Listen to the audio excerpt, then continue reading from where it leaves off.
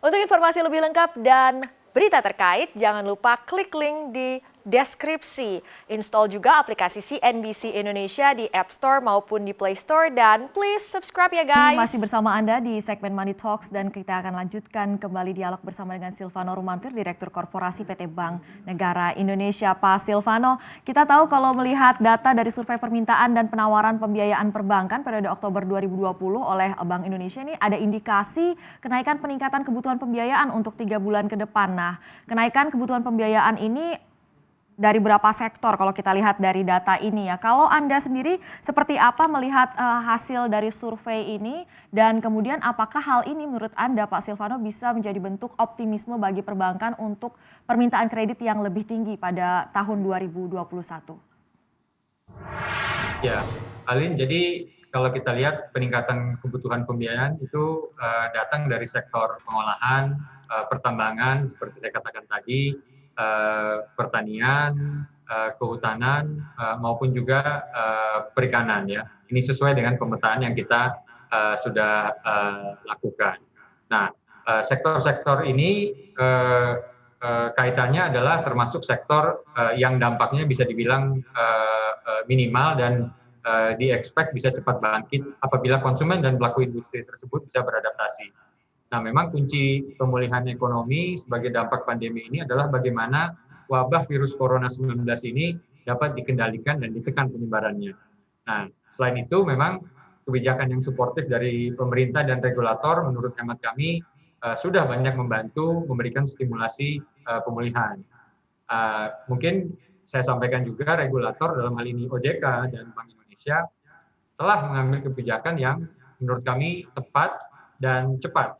Kebijakan quantitative easing dan penurunan BI 7 days reverse repo oleh BI, kebijakan pelonggaran restrukturisasi dari OJK, serta kebijakan pemerintah seperti subsidi bunga kredit untuk UMKM, penjaminan kredit, penempatan dana pemerintah di Bank Himbara dan beberapa bank lainnya, menurut kami ini sangat membantu pengusaha untuk bertahan dan tumbuh di masa pandemi ini.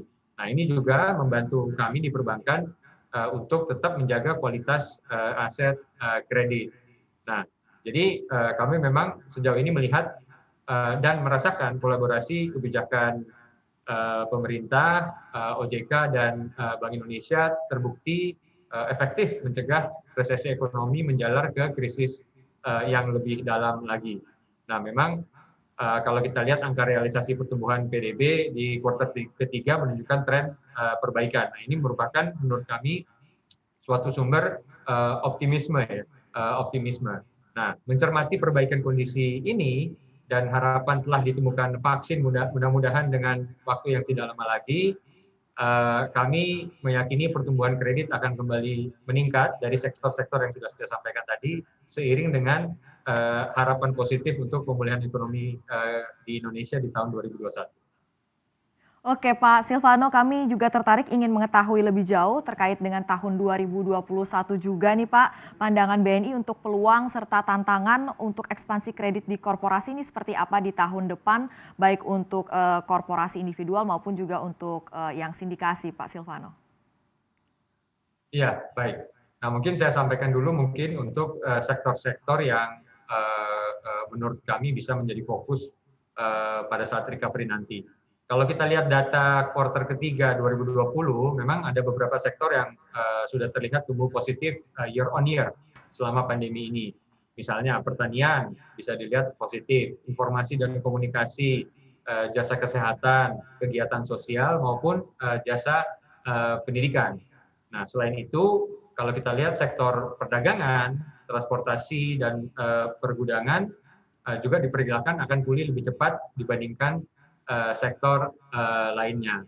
Nah, kalau kita lihat sektor akomodasi atau makanan dan minuman, memang merupakan sektor yang terdampak cukup dalam ya di masa pandemi ini.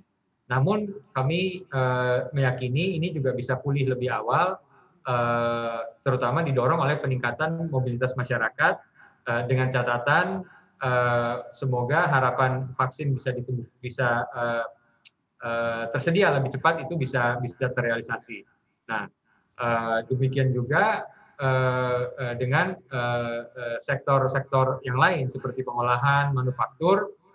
Kalau background yang tadi saya sampaikan bisa terjadi, tentunya sektor-sektor ini juga bisa ikut bergerak positif seiring dengan peningkatan permintaan masyarakat. Nah, kalau kita lihat mengenai sindikasi, kontribusi kredit sindikasi di BNI terhadap portfolio kredit korporasi sampai Oktober tahun ini itu sekitar 17% dari portfolio kredit korporasi. Nah, di tengah pandemi ini kami optimis bahwa sampai akhir tahun portfolio kredit sindikasi itu bisa mencapai minimal sama dengan level tahun lalu, yaitu sekitar 20% atau sekitar 48 triliun untuk kredit korporasi.